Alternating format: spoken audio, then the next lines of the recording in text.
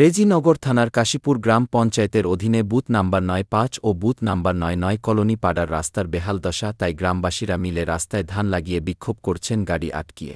গ্রামবাসীদের দাবি, এ রাস্তা অবিলম্বে করতে হবে। এই রাস্তায় ৬,০০০ লোকের বসবাস। শুধু তাই নয়, গোটা গ্রামের লোক রাস্তায় কৃষি কাজে, পাট ধান সবরকম চাষে এই রাস্তায় তারা যাতায়াত করে। অবিলম্বে এই রাস্তা করতে হবে। গ্রামবাসীরা জানিয়েছেন, না হলে প্রতিবাদ এইভাবে চলতে থাকবে।